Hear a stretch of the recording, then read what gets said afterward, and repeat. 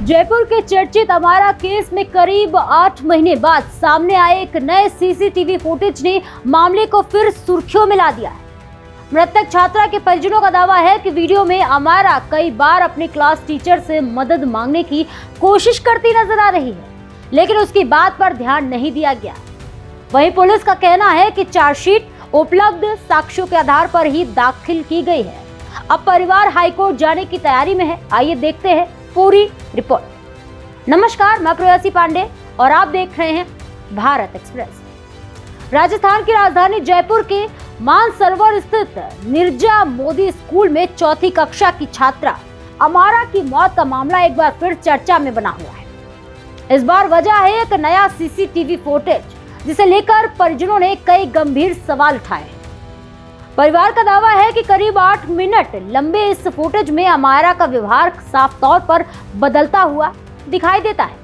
शुरुआत में वो सामान्य तरीके से स्कूल की कक्षा में प्रवेश करती है। कुछ देर बाद अन्य छात्र भी कक्षा में पहुंचते हैं और अमारा अपनी एक सहेली के साथ डांस क्लास में जाती हुई नजर आती है। वहां तक सब कुछ सामान्य नजर आता है, लेकिन परिजनों के मुताबिक डांस क्लास से लौटने के बाद स्थिति बदल जाती है।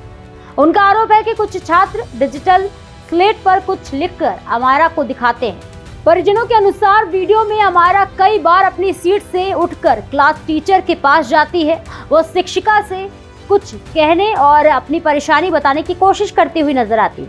इसी दौरान एक अन्य छात्र भी शिक्षिका से अमारा की ओर इशारा करते हुए कुछ कहता दिखाई देता है। परिवार का आरोप है कि इसके बावजूद बच्ची की बात को गंभीरता से नहीं लिया गया। परिजनों का दावा है कि अमारा दूसरी बार भी शिक्षिका के पास जाती है, लेकिन उसे वापस अपनी सीट पर भेज दिया जाता है। कुछ देर बाद वो तीसरी बार टीचर से बात करने की कोशिश करती है और फिर कक्षा से बाहर निकल जाती है। फुटेज के मुताबिक अमारा कॉरिडोर से होते हुए तेजी से सीढ़ियों की ओर आती है और चौथी मंजिल की तरफ बढ़ती दिखाई देती है। इसके बाद वही दुखद घटना होती है जिसमें उसकी मौत हो जाती है। इस नए वीडियो के सामने आने के बाद अमारा के माता पिता भावुक हो गए। उनका कहना है कि फुटेज देखकर साफ समझ आता है कि उनकी बेटी किसी परेशानी में थी और वो मदद चाहती थी। उनका आरोप है कि यदि समय रहते उसकी बात सुनी जाती है तो शायद ये घटना टाली जा सकती थी।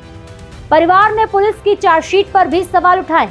अमारा के पिता विजय मीणा और मां शिवानी का कहना है कि जांच पूरी तरह निष्पक्ष नहीं हुई है। उनका आरोप है कि मामले में आत्महत्या के लिए उकसाने जैसे गंभीर धाराएं शामिल नहीं की गई और स्कूल प्रबंधन की जिम्मेदारी केवल लापरवाही तथा सबूत छिपाने जैसे आरोपों तक सीमित कर दी गई। वहीं जयपुर दक्षिण के डीसीपी राजश्री राज ने कहा है कि पुलिस ने जांच के दौरान मिले तथ्यों और उपलब्ध साक्ष्यों के आधार पर ही चार्जशीट तैयार की है। उन्होंने कहा कि अदालत में वही आरोप लगाए गए हैं जो जांच में स्थापित हुए हैं।